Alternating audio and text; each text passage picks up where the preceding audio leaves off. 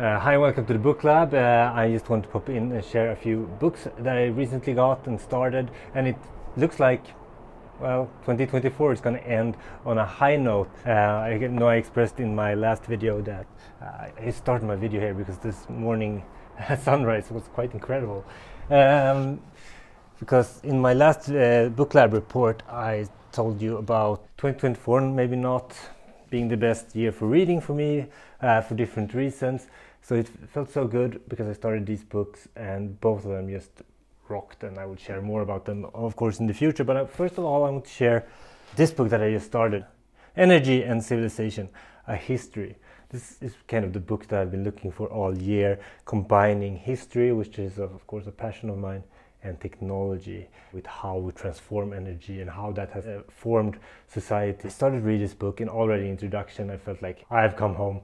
This is exactly what I need to read, because as I've gone through this year I've been thinking more and more about energy in all shapes and forms, and how we use it, and how improvements in energy, in the way we can handle energy, pushes humanity forwards in different ways. And this book captures all of that. It starts out with this definition of what energy is, why it's important, and then it just starts from the beginning of human history basically. And now I'm at the chapter where they talk about different plow animals and how different animals produce different amounts of yield in agriculture, for instance. And it's just very interesting, especially because energy is also a hot topic today in Sweden. Everyone is raving about it because of energy prices. The amount of energy per capita is also very tied to how prosperous a nation is, for instance. I really recommend that book. I haven't read it whole, but I can already recommend it. It's by an author called Vaclav Smil. I got this recommendation of X. You can follow me on X, by the way.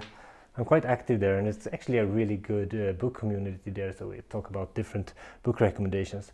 And I have a second book. This one is in Swedish though, but bear with me. The Threat from Russia. I was reading this for my book club here in Stockholm, and this one was much more interesting than I ever thought. I think Sweden is kind of peace. We call it fredsskadad in Swedish. What is it called? Well, there's actually drawbacks from being in peace times for a very long time. It's very easy to get naive.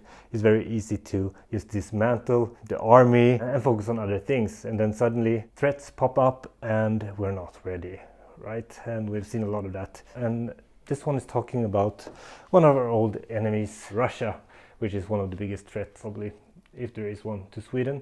So this one talks about Russia conducts itself in war, in power. What would their agenda be? How would they try to influence Sweden in particular? And it's also talking about the war in Ukraine. It's extremely interesting, and it would be super interesting to know about you. Where are you from?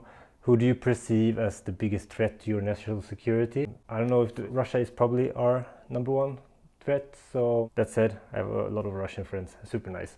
So it's not that, but if shit hits the fan, these guys might be involved. So I guess my recommendation there is to read a little bit about national security. It's more interesting than you think.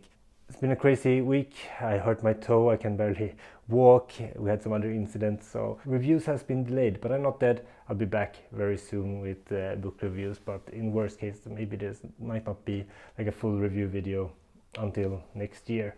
But I'm working on it, but I don't want to stress myself to death, so we'll see. It's nice to pop in like this and say hi. Happy reading everyone, Björn out, and I'll publish a short today recommending a book about mental health and chronic disease, so tune into that. Bye bye.